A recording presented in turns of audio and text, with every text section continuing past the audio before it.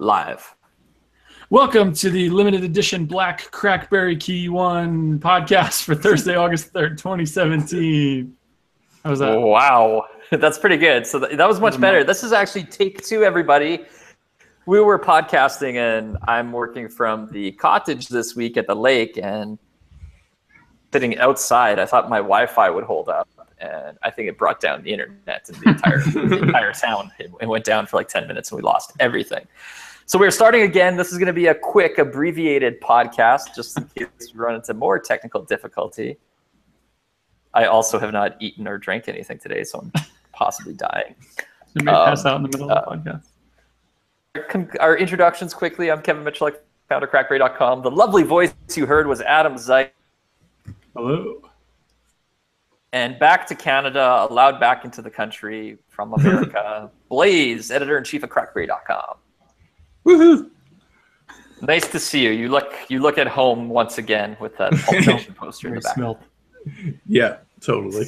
So, you know, the month of July, I think we took it fairly easy on CrackBerry. Part of that was, you know, being a little burnt out from the previous crazy months before. Part of it's because it's summer, but, you know, I feel like August hits and now a bunch of things are happening. So we have a few things to talk about today, including I got two new BlackBerries here, at least new to me.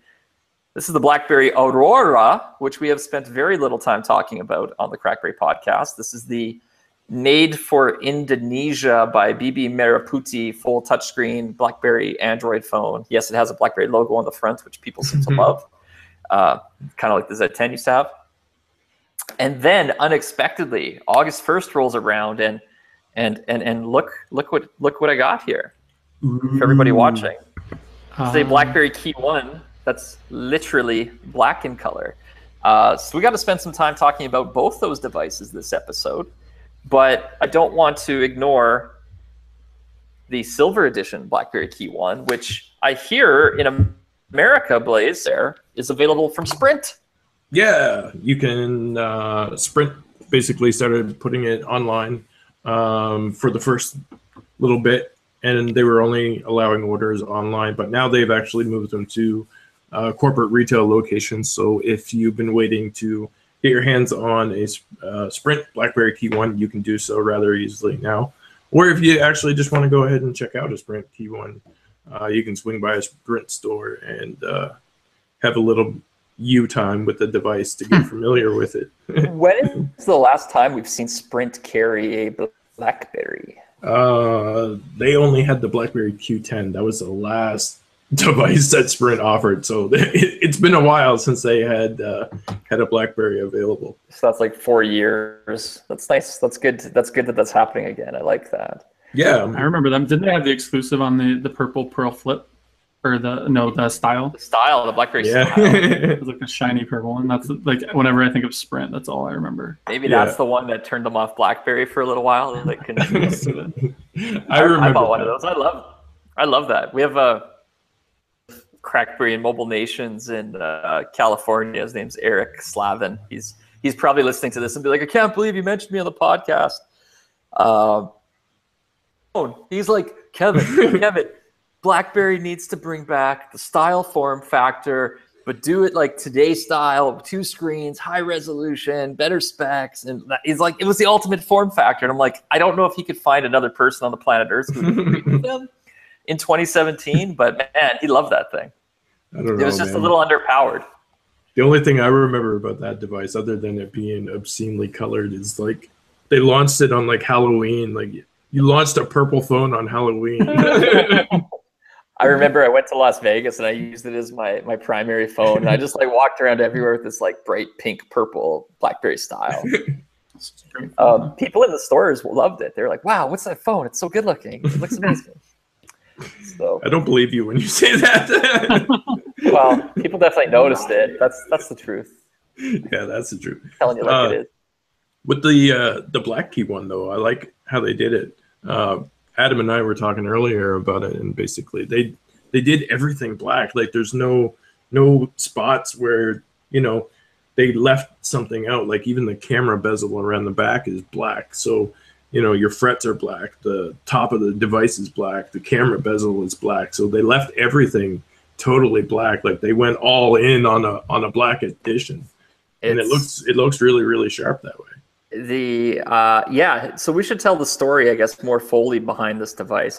If you're watching the video, I'm spinning it around right now, and you can see what Blaze is talking about. I think the only tidbits of silver that still remain are on the buttons. That the edges are black, but they left them a little bit silver on the sides. You know, probably because that was easier to do than doing the entire button in black. And I actually think it's kind of handy just to like have the visual indicator where the buttons are still, so you're not hunting for these things. Yeah. But it's definitely a murdered out black KeyOne, and I like the look. And I think we've seen the reactions to it be a mix. You know, some people prefer the silver edition more than this black one we're looking at. Some people like the black look more than the silver, and I think it's good. You know, like we've seen obviously BlackBerry over the years, they've always done this to us, right? It's like, here, we'll release it in one color, and then once everybody buys it, oh, we'll release it in another color. Then once everybody buys that, we'll release it in a different color. And then, yeah. And then CrackBerry KEYone and his, you know, other suckers will buy all of them and triple our sales or something like that. But nice to see it, and I think totally a well-executed looking phone. And it's an interesting story because the way I got my hands on this was not from BlackBerry Mobile, but it came to me from Optimus, which is the licensee partner of the BlackBerry brand in India. And you know, in India, one of the biggest questions we've gotten all year, or one of the questions we've gotten on CrackBerry all year, has been from BlackBerry fans in India who've been just asking, like, is the KeyOne coming to India? When is it coming to India? Like every day, that's a question we have to answer. And, you know, I've never known what the answer would be because I'm like, well, I'm pretty sure it's, you know, BlackBerry Mobile TCL Communication who owns the KeyOne hardware design. And they're not allowed to sell it in India because that's where Optimus goes, is you know, manufacturing and marketing and selling and supporting.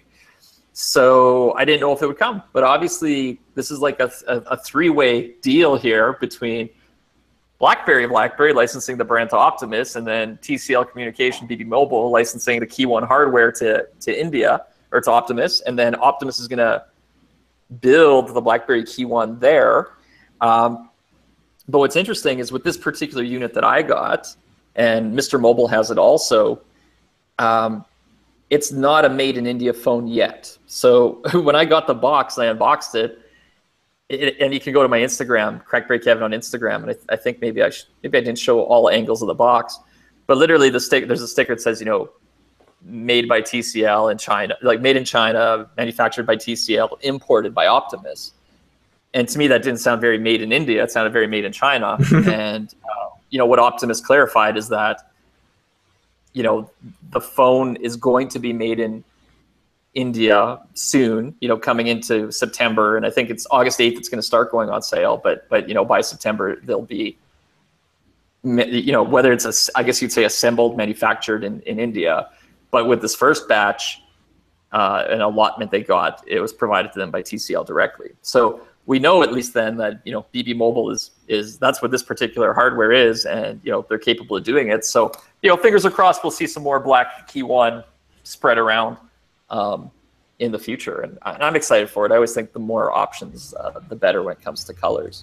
Yeah, totally. I want one, but I'm not going to be importing one from India, so hopefully they'll end up launching it somewhere where I can actually buy it. I figured you would get the gold one instead. Yeah. Ooh, there's a gold one. Yeah, I put up a post before we hopped on the podcast. There's Axiom Telecom in Dubai is actually selling a gold-plated version of the BlackBerry KeyOne, and I think they're shipping that one. They start shipping it on August 20th. But here's the thing, though, is that like that's not a BlackBerry mobile device or anything like that. That's literally something that like Axiom has taken upon themselves to go ahead and create. Like, I don't think that was put together in any sort of way by TCL or BlackBerry Mobile. I think they're just using like a local third party to be able to go ahead and gold plate the devices, and then they're selling them because, as we know from history, like those gold plated devices tend to sell well in Dubai and such. for the people that can actually drop that kind of cash on them. So yeah, I don't think anybody's going to be looking to import one of them from Dubai. But if you do live there and you want one, check out Axiom. I think it's 2,599. I don't know what the Dubai currency is. That's pretty good. Yeah, so I mean, you just buy it. You buy the KeyOne as it is, and then you it with gold, and then you sell it for double or something. Yeah, that's exactly it. They doubled up on the price. This should be your side business right out of your house. Right. I don't know. Maybe me and you could get together and sell black ones. Yeah, we need to end this podcast. Let's just start anodizing KeyOnes in all sorts of colors and sell them to ourselves. Who will be like, I need that color. I want the whole KeyOne rainbow style edition and make it like purple. Yeah. Purple. Heck yeah. Done. Go nuts. Yeah, we got gold KeyOnes, we got black KeyOnes, we got the silver KeyOnes. I guess it's starting to rain colors of KeyOnes, which is kind of cool. And it's exciting. And I think, before our last podcast got cut off, Adam, you asked a question about specs of what's different in this.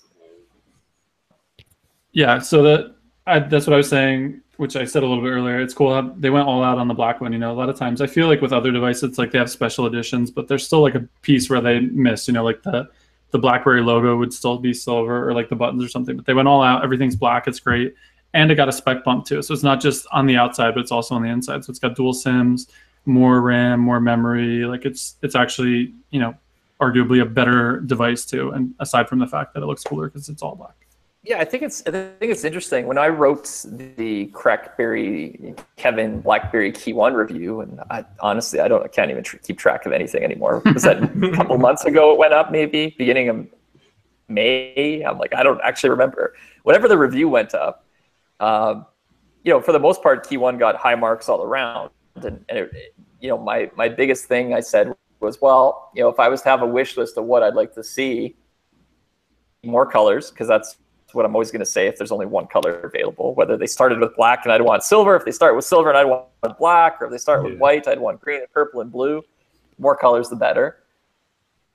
I said throwing in an extra gig of RAM would probably be cool. It wouldn't hurt, at least, and maybe you'd see a performance bump out of it. Memory is always better, because obviously the KeyOne has expandable memory, and I am running a 256 gigabyte micro SD card in my KeyOne. Internal storage is better de facto, right? And I think 32 is, it used to be that it used to be like 8 gigs was the minimum and 16 was the minimum. And I think these days 32 really is the minimum. And, I view, KeyOne as kind of a premium product, and I understand memory is expensive. It always adds to the cost of the phone when you bump it up. But I think it's more memory is a premium a lot of BlackBerry owners would probably pay for and be willing to pay for. So if you look at this phone, yeah, it's got some extra stuff. The dual SIMs, that's never really, you always see in Asia, dual SIM card as being more of a feature. It's about that before. Like, part of the reason is there, with some of the cities in that part of the world, say versus North America, the different carriers they have and the way they work can be just way different. So it's like, part of the city, this carrier is great, and then another part of the city you live in, this carrier is great. And I think like the way dual SIM started was as a thing in smartphones was basically out of necessity that people were carrying around multiple phones. Like I remember years back, the first trip I made to Indonesia, where there's a lot of awesome BlackBerry fans. I would meet one, and they wouldn't have 1 or 2 phones on them. They would be walking around with like 4 or 5 BlackBerries in their pocket. And I'm like, what the hell are you doing? Like, why? Like, I know you love your BlackBerry, but why do you have 5 of these things? Everyone's got a different SIM card in it, because when I'm downtown, or when I'm in the out in the suburbs, or I'm back here, where I go to school. So instead of switching SIM cards all the time, if they could afford to, you're like, yeah, I'll just buy more BlackBerries. I'll buy more BlackBerries. And you saw tons of people carrying around multiple phones. That's my understanding, and I'm not a historian on all things mobile completely, although I guess we've lived through all this, just more from a North American perspective sometimes. Yeah. Is, dual SIM phones became, in response to that necessity to have more than one, SIM card from a different carrier in your device, more than thinking like, oh, I want to have 2 SIMs, so I have 2 phone numbers, because you can install on any phone do that, right? Like I have an app on my KeyOne called Hush, and it's kind of the ultimate app. I think even the branding, it's like the ultimate app for people who like to have a different phone number for every person they meet. Maybe they're Tinder addicts or something like that.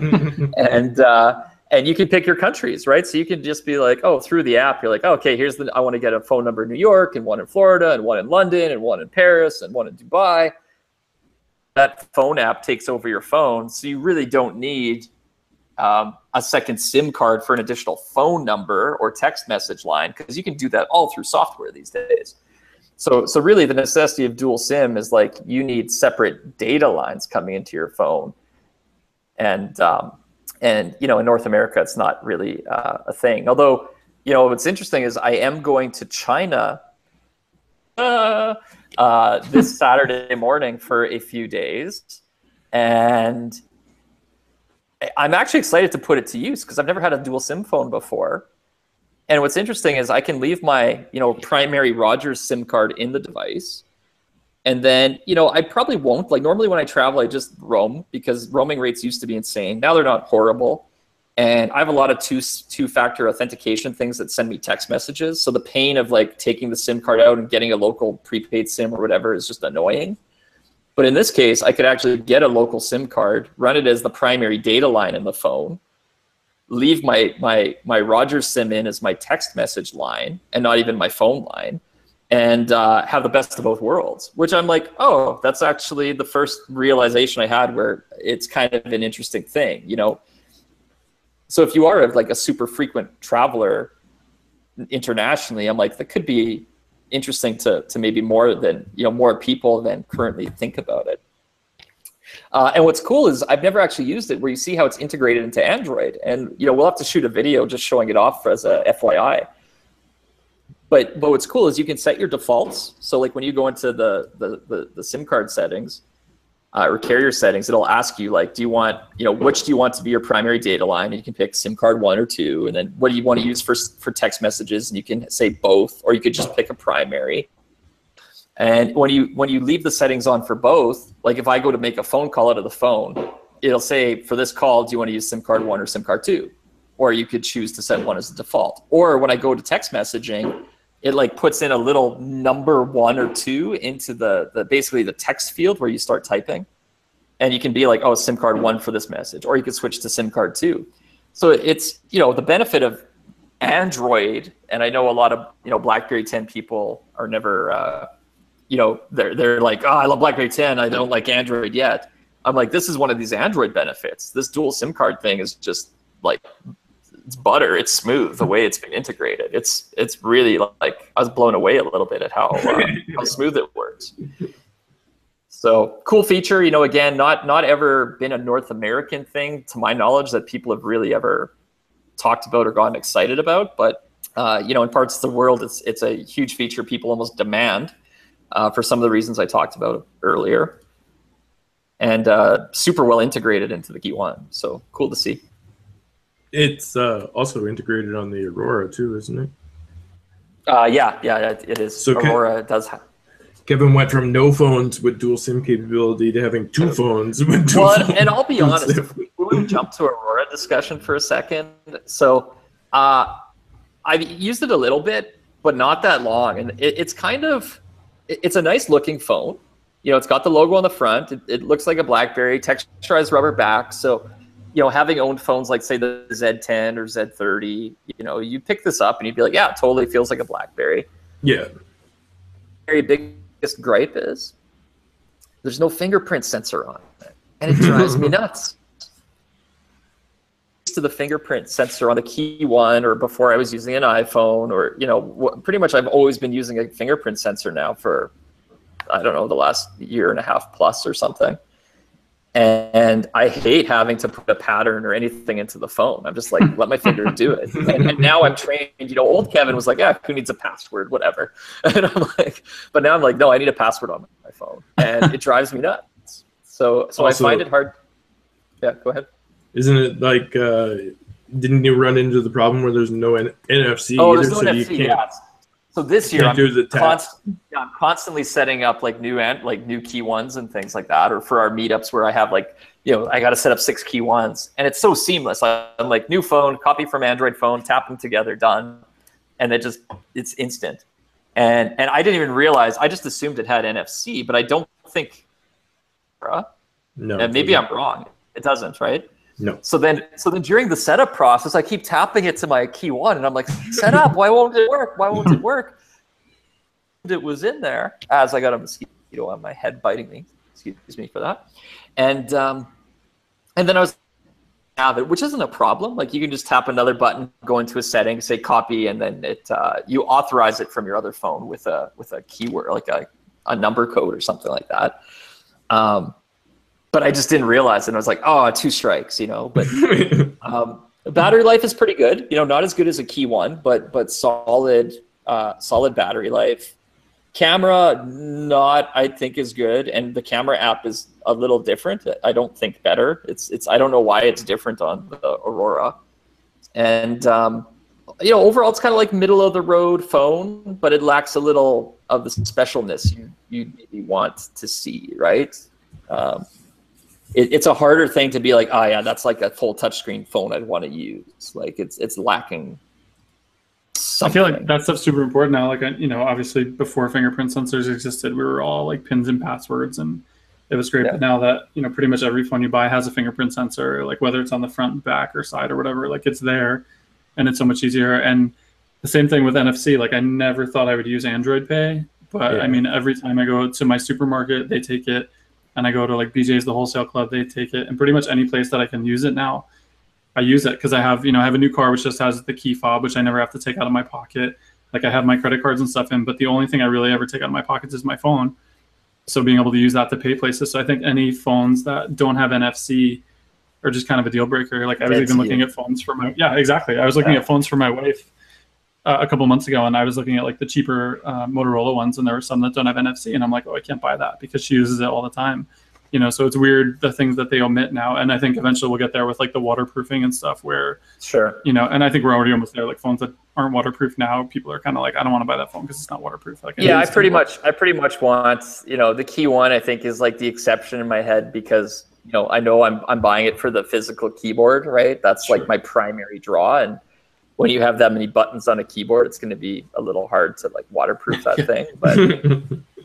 But I'd agree, if it's a full touch device, I mean, I mean, even that Google Pixel got a really people love that phone when Google announced it and really beat it up on the fact it wasn't waterproofed.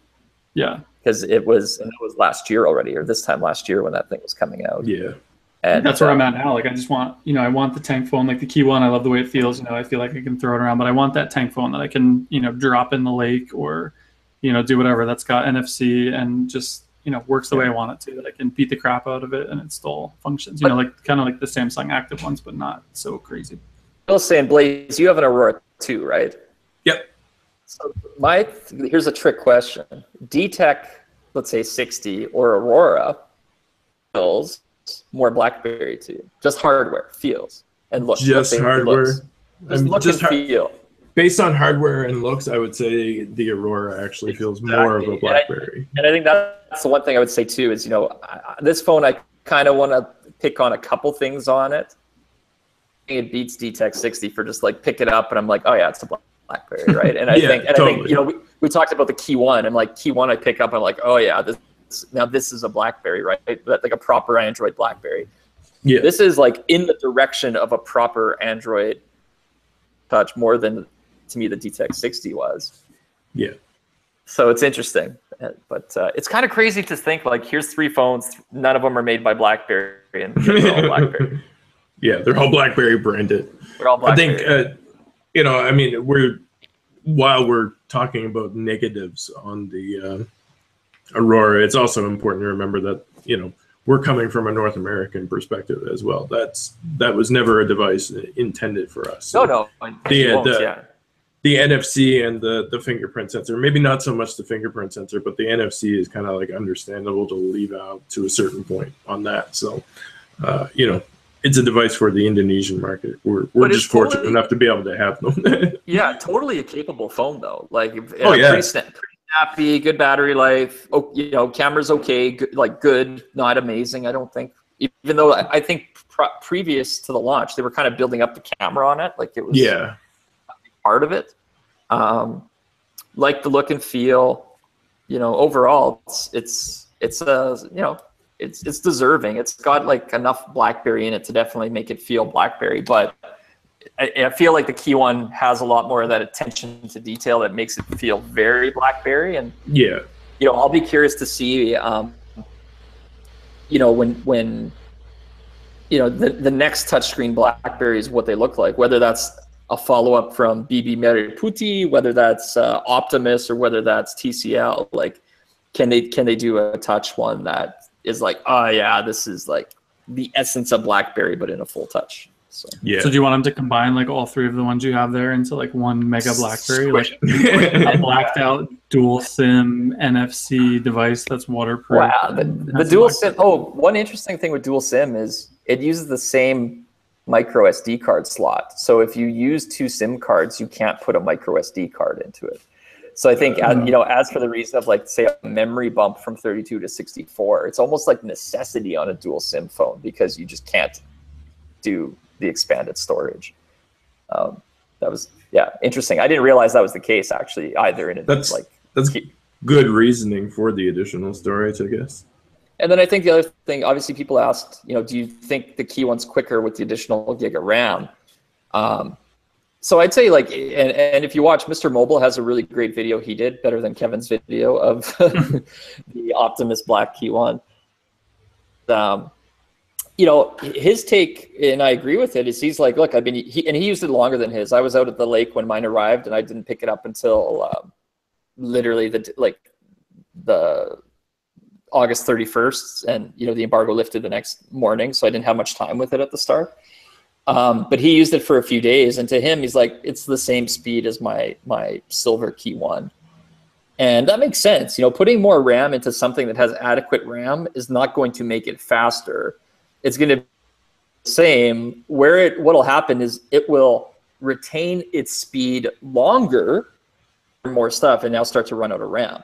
Right, so if you have something that's like massively under doesn't have enough memory in it, like boosting the RAM should make it run quicker, because you're basically, you know, keeping it from starving itself and having to free up memory to having enough. And I think what it kind of shows is 3 gigs is enough for the KeyOne, unless you open a lot of stuff, or you know, certain apps maybe memory hogs as well. Like, you know, Snapchat is just horrible on every Android device, as we talked about before. Like, it should be banned from, honestly, like Google should just ban it from the Android app store until they fix it, because it's a crap built app, right? But yeah, you should see it be a little quicker for longer if you're running a lot of things on it. And you know, so for me, it's been equally snappy, awesome, but it's not like, oh my God, like 4 gigs. And you know, that's what Fisher said in his video. He's like, silver edition, I prefer the look of the silver to the black. That was his take on it. So he's like, you know, good to see the option of another color maybe come to market, but you know, I wouldn't be out running to buy it if I already have the silver one. And if you haven't bought one yet and you have more choices, that's awesome. And if you know the carrier you're on only has one or the other, it's like you're kind of a winner either way if this is the phone that you've been wanting to get. So that's cool. That's kind of where I settle on it for now, but we'll see if the tone changes in the weeks or months ahead. I don't know. Yeah, I just want one. Yeah, I don't even care. I honestly don't even care if it has the additional specs. Like, I just want the color variation. Yeah. Colors are cool. Yeah, you've always liked. I like the black one a lot. Like, I normally don't care about, you know, like special editions or something, like I said, but I think the fact that it's totally, you know, blacked out and it looks like sweet, and I would put, you know, like black wallpaper, black icons, just make it like totally crazy. And I'd probably get bored with it, you know, and not care about the color after like 2 weeks when I started to get beat up. But for now, it reminds me of one of the 9700 variants that came in all black, and that was just totally awesome. Well, and I mean, you think back to when we first had devices, like we used to get colorware stuff all the time, you know, like when I had my Curve 8330, I think, you know, like We used to scour the web to find like cheap housings. Like I had a Mets colored curve, you know, like I had an orange bezel with like a blue battery cover, you know, like we used to go nuts with that stuff. So I think that's part of the allure is, you know, the customization of it. Obviously it's not as hardcore as having like your own exact personal colors on it, but you know, being able to have one that's different than 98% of the people that own the phone is pretty cool.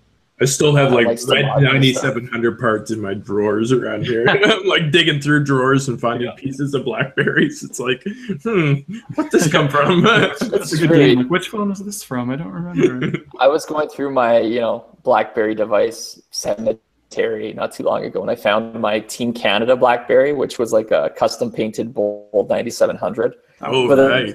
It also had other parts to turn it into a Tony Stark bold. So it had like a gold and red casing you could put on and battery cover. It was pretty cool. That's pretty wild. It was wild.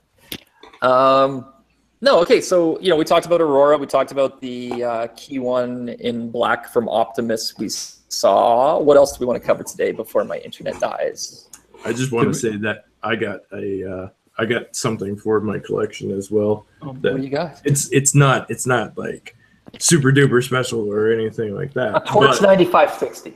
No. 9650. No, remember when BlackBerry launched the initial BlackBerry 10 dev alphas, and then basically they requested that everybody go ahead and send them back because they either got upgraded to the limited edition red ones or they just wanted the devices back. Yeah. Well, I was never able to go ahead and get my hands on an original BlackBerry 10 dev alpha, but I managed to get one. Oh, the blocky one. Yeah, it still has the Research in Motion sticker on it. It still has like the original label. Like I don't even think this was. Hold that. I don't even. I don't think that's the dev. Hold it closer. Sorry, I gotta click on your screen because I'm seeing my face here. It's the original. Why do I remember? Oh, that one. Was there one that was the very first one? No, but I'm saying I think there was one before that had it in like an even blockier square case that was sharp edges. No, they went from this to the Dev Alpha A to the B and then the C.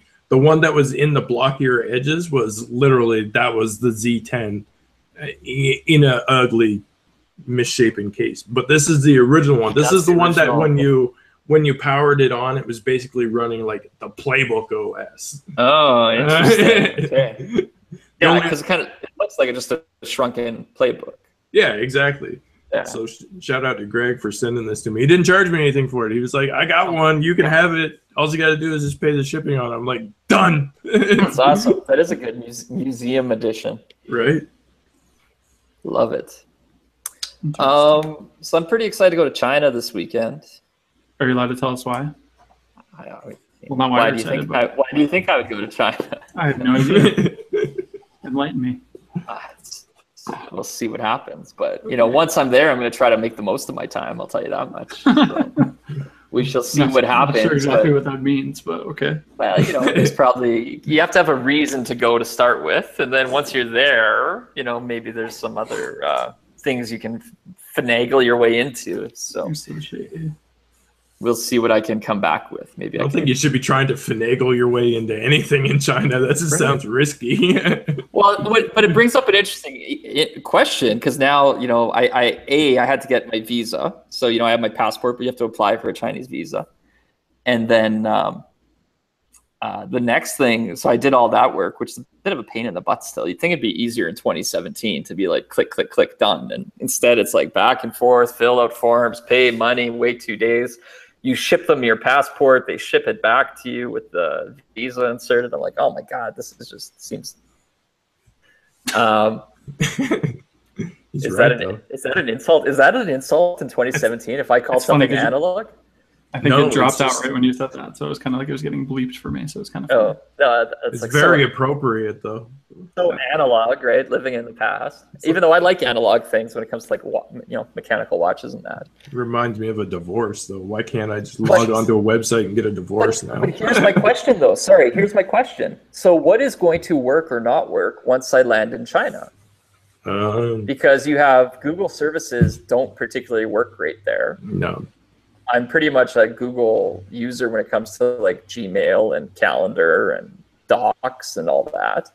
And I think the last time I went there, my VPN service worked pretty good on my phone and computer. And I think now, didn't they ban VPNs in China, or they don't work like they used to? Yeah, they banned VPNs from the app stores and stuff like that. So I mean, if you have one downloaded, it might still continue. It should still continue to work. But it should still. So I just need to be like have 7 VPNs installed on my phone before I land. Pretty much. Because otherwise, I'm going to be in like Insta darkness instead of Instagram goodness when I get there. Yeah, that won't be. The Great Firewall of China doesn't want you communicating with the outside world. Yeah. So it'll be exciting. So yeah, I want to do a podcast at least before I go to China, and hopefully I come back with some good stories to tell, and maybe while I'm there, you guys will want. Assuming I can make my phone work on the other side of the Great Firewall of China, then you have dual SIM phone. You should be able to make it work. Yeah. One way or another. Yeah, but it's not the phone part. It's more the services. Mm-hmm. I think even Instagram got banned. How are you going to live without Instagram while you're in China? This is why why do you think we're talking about it? I can imagine that would be your biggest worry is what you're going to Instagram. Like, where am I going to share all my photos while I'm in China? I need to Instagram stuff, guys. I told you one day Instagram would come to BlackBerry. It just took BlackBerry going to Android for it to happen. I wasn't wrong. Did you write that post yet? You should definitely write that post. Remember when I said I'd give away a car? I told you it would come. I didn't say when. I just told you it would come. Oh boy. Yeah. Now we're at the end of our podcast. Did we talk? I don't remember if it was just during our practice episode or not that we talked about the retro patents that we found. Did we talk about that one on this one? I don't think we did. So, no, but we can wrap that into the wrap up, I guess you could say, because we have a contest I think coming up for one of the posters. So Adam basically deserves the credit, even though I took the post and ran with it and created everything. I created the content for it, but Adam deserves the credit. Adam actually found Retro Patents, which is a website which basically cover like posters and stuff like that. But all of the posters, all of the designs are based on original patent sketches. So like you can go buy a poster of the original BlackBerry patent that was submitted. You can buy one for like the iPod, the Nintendo Entertainment System, and stuff like that. It's really, really, really cool artwork. And we put up a post. Every BlackBerry fan should have one of these patent posters. So if you haven't checked that out, be sure to check that out. We also got a contest going on right now for BlackBerry KEYone in partnership with us, obviously, and KTS Global. KTS Global basically is a company which puts together courses for BlackBerry Enterprise stuff. You can go get educated on how to actually use all use all the BlackBerry UEM services and stuff like that. And some of the stuff that kind of mystifies my mind to this day. Even as entrenched as I am in the BlackBerry world, I still don't know how to fully run a BES. So that's something that you can actually go ahead and see if you can win a BlackBerry KEYone from them. Sweet. Thanks, KTS. Yeah, and I think that's it. We had a photo contest running, so thanks to everybody who submitted photos and stuff like that. We'll have the winner posted for that too. It was really good. Everybody got on social and shared all of their wonderful photos from their devices. There were some really, really beautiful shots that were shared. It kind of makes you take a step back and like, oh, maybe the camera is better on that BlackBerry than I thought. Maybe I just don't know how to take pictures. Expect to find a whole bunch of tutorials on CrackBerry about taking photos with your KeyOne. We need them all to look amazing. Yeah, exactly. On that note too, I am almost done. I think I mentioned it in our last podcast and we still didn't do it yet, or it was in an article. Honestly, I can't. My brain is like fried. KeyOne owner survey posted on CrackBerry probably next week. It's going to be pretty in depth. So it's the kind of survey that'll take a little while to respond to once you get into it. It won't be 2 questions. It'll take a bit. but it's going to be like in-depth questions around KeyOne, your experiences to date with the phone, everything, where a little bit of like where you got it, info, stuff like that. So, and the goal here is, we're going to actually share it back with BlackBerry Mobile. So, we're not selling your data. We're just going to give it to them out of the goodness of our hearts, because Steve Sestouli said when he was on the podcast the first time, right? It's they have more devices coming. They want to get things right, have patience for them as they, get many things right, make a couple mistakes here and there. So but knowing that they're going to keep trying to do better. And this is going to be one of those pieces to, share with them sort of in a